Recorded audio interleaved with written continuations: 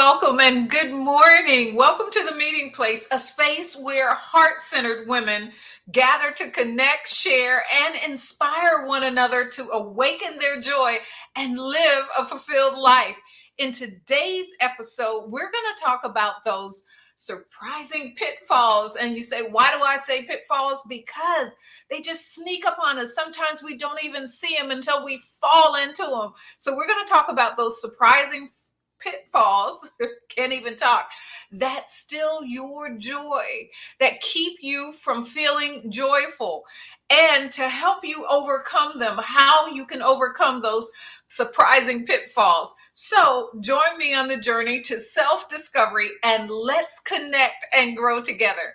I am Michelle O'Neill, your purposeful living coach and boundary strategist, empowering extraordinary women just like you to use your gifts, strengths, experiences, talents, and even your struggles to better yourself and others so that you can leave a legacy, fulfill your purpose, and live, give, and receive life's joys and riches more abundantly.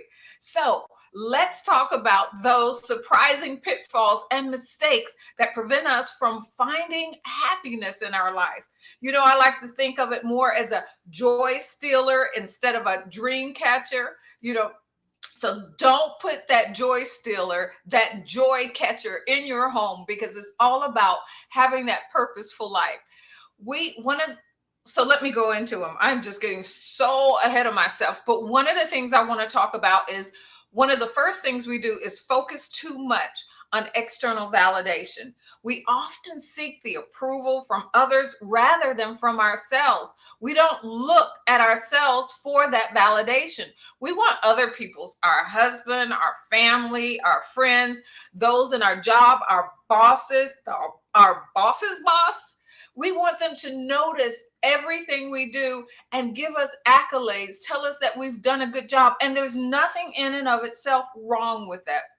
Of course, we want to know that we are appreciated, that people value the contribution that we make in society, in the lives of our families, in the lives of those that are, our coworkers and the company that we work for or the company that we're building. We want to know that it's appreciated, and there's nothing wrong with that. But what becomes the pitfall is when we look to that to validate who we are and how we show up. When being validated by others causes us to feel ungrateful or that we are not enough. And so we don't want to look to that, because what that does is that leads to feelings of unfulfillment. Even though we've achieved our goals, even though we've reached that pinnacle or the thing that we wanted to do, we did that. Let's say we did that report and we did an excellent job, and we know we did an excellent job. But because nobody said anything, nobody patted us on the back, we feel like we failed. Or we cooked that dinner and we put our foot in it, and we know it's an excellent meal. But instead of people sitting around the table saying, oh my gosh, this is good, thank you so much for taking the time to fix this for us, or things like that, and they're sitting there arguing with each other and complaining, there's not enough salt, there's not enough this, why didn't you do it this way? Why are we having this tonight instead of this? And you're like, all my time and my effort to do this for you, and you don't appreciate me. And so we focus on the fact that they didn't give us the validation that we needed and the appreciation that we needed, than focusing on the fact of, why did we do it in the first place? We did it out of love, because we care for others, because we want to do our best, because we want to be excellent in all we do. And when we focus on that, when we focus on the things that we can control, and that's my tip for you today, is focus on the things that are within your control. And the only thing you can control is you. So you focus on how you're going to allow the reaction or actions of others affect you. And that's what we have within our control. That is number one pitfall that we fall into. Number two is comparing ourselves with others and striving for perfection. And I want to put these two together. And one of the things I always say, and I tell my clients all the time, is you never know that person that you're comparing yourself to, and you see them as being so successful and so all this, you don't know the walk that they had to walk in. You don't know if you're willing to do the things they had to do to come to the place that they are now. Are you ready to step in their shoes? Maybe you need to take the time to get to know their story. And then by knowing their story, what does that do for you? That gives you an appreciation for that person and all that they did, instead of comparing yourself to them. I understand you're always striving for perfection, but I encourage you to strive for excellence and not perfection. Not one of us can be perfect, but in everything we do, we can be excellent. And what is excellence? Doing and knowing that you're doing your best, that you are giving it your all. That's excellence. That's striving to be better than you were when you came in, better than you were 5 minutes ago. That's striving for excellence, but not perfection, and accepting the fact that you will never, ever be perfect, because no one can be perfect. No human being can be perfect. And so when we strive for other people's place instead of staying in our lane, and that's an excellent book, Stay in Your Lane. But when we strive to run in other people's lane, we have pitfalls and we stumble because we're not where we're supposed to be. And what this does is this leads to feelings of inadequacy or dissatisfaction for the place that we are right now. So I would encourage you to compare yourself with the old you. Compare yourself to the progress that you made. Are you the same woman that you were 5 years ago? Are you the same person that you were yesterday? What lessons did you learn yesterday that you're not going to make those same mistakes today? Compare yourself with your growth and how you evolved over time. And let me tell you, when you do that, that is something to celebrate. When I look back over who I was, how I would have handled things before, the things that would have come out of my mouth before, the vindictiveness that I would have had in my heart before, and I look at how I handle those things now, oh my gosh, that's growth. That's progress. And I see that I'm moving forward instead of backwards, that I'm no longer holding myself back, but I am pushing myself forward. So that's who you're supposed to compare yourselves with, the old you.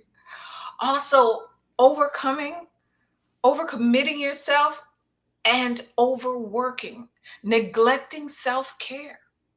Do you know when we neglect our self-care, that it is affecting us physically, emotionally, and spiritually? Because we're not at the optimum level of what we could be. We are operating at a deficit. And we all know what happens when you operate at a deficit. And so what we want to do is we want to have a strong desire to make a difference in the world. It's not about us, but how being the best us can contribute to others. You know, we take on too many responsibilities because we feel that we have to be the end all, be all. We have to have the solution to everybody's problem. We need to help everyone. You know, everybody don't need your help. Everybody don't want your help. And so take a step back and first of all ask, do you want my opinion on this? Do you want my help on this? And if you do, take an honest assessment on whether you really can help. Do you have the expertise, the ability, the time, the know-how to help? Maybe you aren't the one to help. Maybe by your not helping, you are allowing them to grow and be a better person and learn how to fend on their own and learning resilience on their own. So everybody don't need your help. Maybe you need to start taking a step back and leave that feeling of overwhelm and exhaustion where it belongs, because you don't need to step in that. It's learning those healthy boundaries, how to say no, how to determine whether it's even something you should engage in. You know, everything ain't for you. And learning how to do one of my favorite things, and I'd love to tell you more about it, is mindful power pockets. Learning how to make that practice part of your everyday, learning how to take a few minutes and being totally present and clearing your mind and grasping onto that peace. Those are ways that we can overcome those surprising pitfalls that we seem to fall into every day. Because life is so busy and is going on around us, and we just have to grab, catch on. Wrong answer. Another pitfall is holding on to grudges and resentment. This is one that I battled with yesterday. It just actually just slapped me in my face, because I knew, or I realized, there was some unforgiveness in my heart over something that happened to me long time ago. And because of that unforgiveness, I was unable to step into a place that I need to step in right here, right now in my life. And I realized I had to let it go, because the only one I was holding prisoner was me. I was the prisoner being held hostage, because the person that I was holding this grudge and resentment against, one, they probably didn't even know. And two, they didn't even care. In fact, who is Michelle? Michelle, who? Oh, her. Exactly. So sometimes we have to let go of those grudges and resentment and forgive. Not only forgive the other person, but forgive ourselves. Because if we hold on to those grudges and resentments, we prevent joy from entering into our lives, because we're so locked into those feelings and emotions of that thing that happened to us. It takes up mental and emotional space that we could allow to open up for other things, more joy, more happiness, more love, more experiencing the good things of life. And holding on to that can create negative emotions and overshadow those positive things that we want to experience.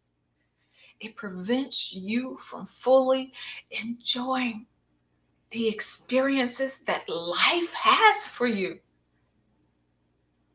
I would encourage you wholeheartedly to let go. You're holding yourself hostage. Loose those shackles. Break free and let go, and allow yourself the gift of forgiveness.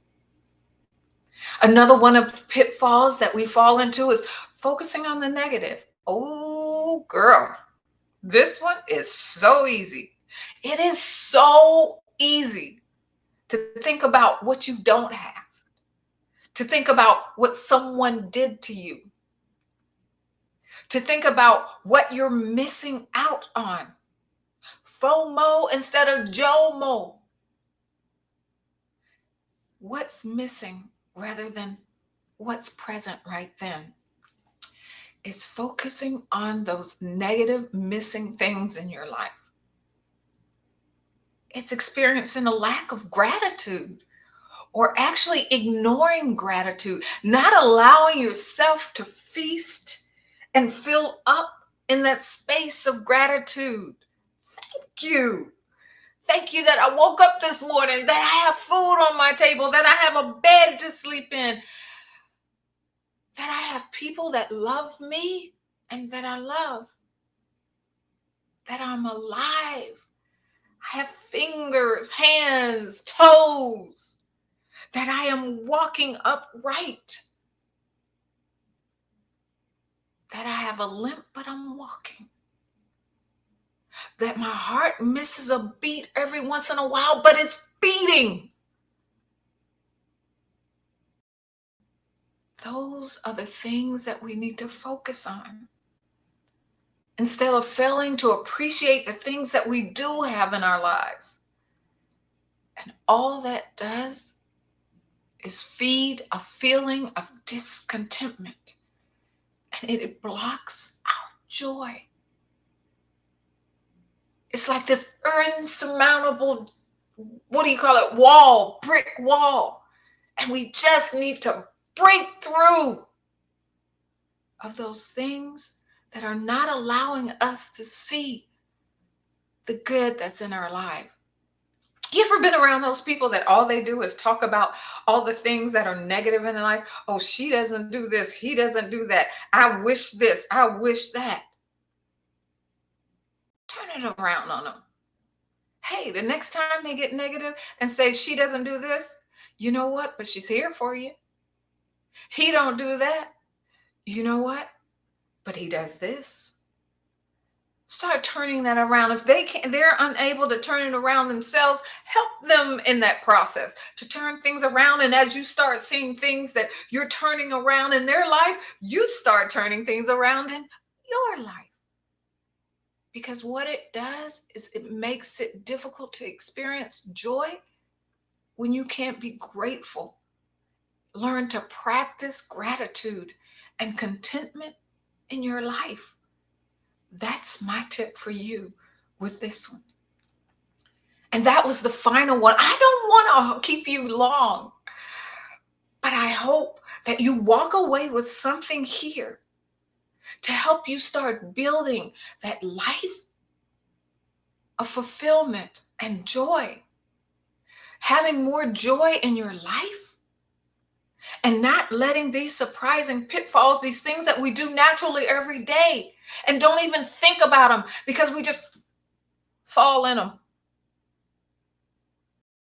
So busy with our eyes and our thoughts on the things that are bad, that just not working out, that we just stumble and fall into them. Hey, before I go today, I want to thank you for being here with me. Listen, I totally forgot this, but if this is your first time here, go ahead and put hashtag newbie. Any comments, any ahas, anything that really stood out for you, go ahead and tell me about it. And if you have a question for me and you want to share with me your thoughts, or even ask me a question on how to handle a certain pitfall that you find yourself in, go ahead. Put it in the comments. I would love to answer it. If you've been here before, go ahead and put hashtag legacy.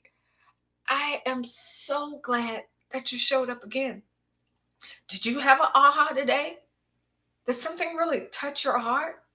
Something that you were trying to let go? Or something you weren't even thinking about and was like, oh, I need to do that one. Go ahead and share that with me. And for your being here today, I want to thank you again. And I want to give you a special gift. Go ahead to https://masteringyourmonday.life/inspiration. And let me see if I can go ahead and add that on here.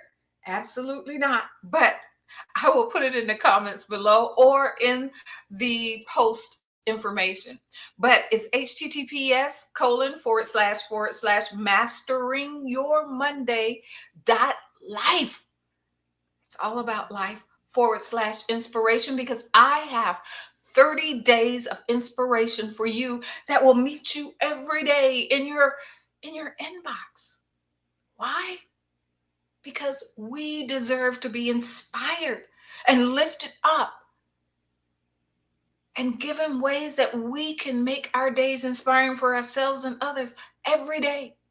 And so I want to teach you a habit, give you a new habit to do. And so with 30 days of inspiration, I am looking to lift you up, encourage you, and inspire you to inspire others. Go ahead and get it. Until next time, thank you for being here on the meeting place. See you next time. Take care. Bye bye.